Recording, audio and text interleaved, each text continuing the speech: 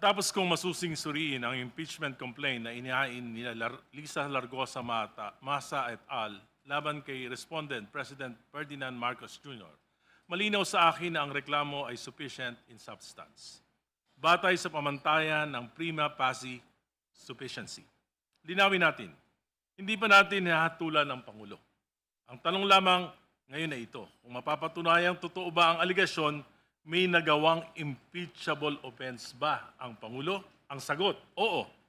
Ang reklamo ay hindi puro opinyon o konklusyon. May malinaw, tiyak at verifikableng mga katotohanan.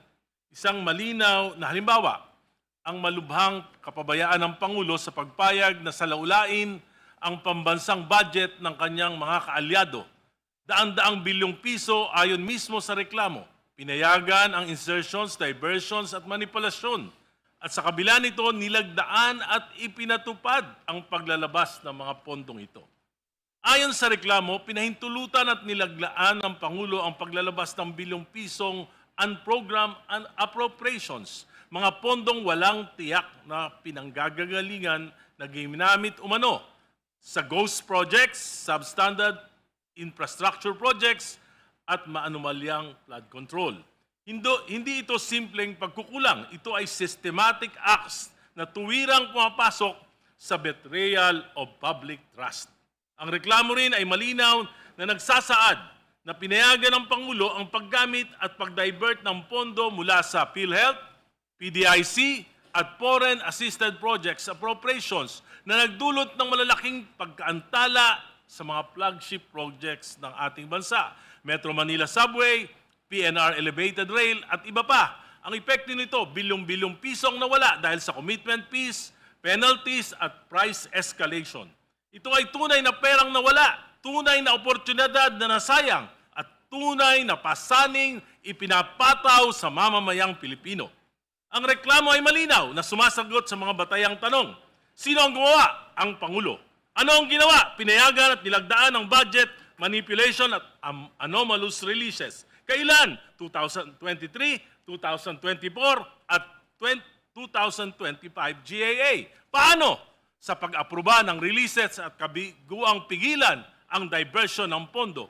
Higit sa lahat, may direktang ugnayan ang mga gawain ito sa impeachable offense na betrayal of public trust. Ang mga aligasyon ay grabe.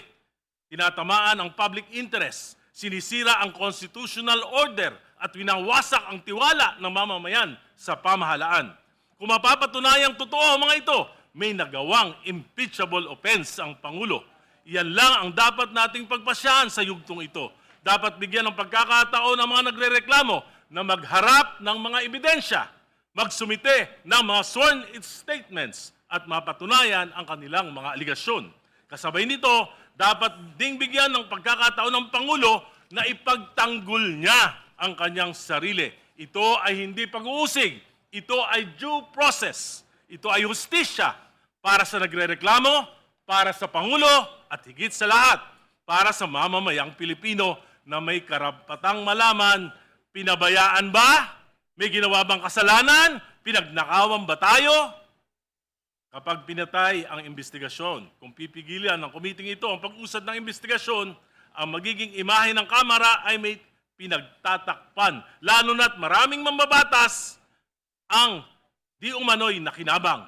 Maraming distrito ang biglang nagkaroon ng mga bilyong-bilyong alokasyon.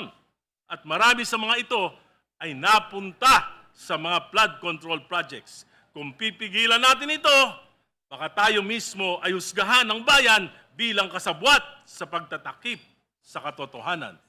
Lalo pang magpapabagsak sa tiwala sa gobyerno, magpapahina ng ekonomiya, magpapalayas ng investors, magpapawala ng trabaho at magpapalalim ng kahirapan.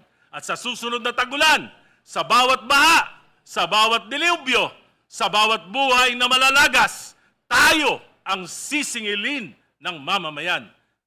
Madam Chair, hindi natin dapat katakutan ang katotohanan. Ang dapat natin katakutan ay ang pagtatakip dito.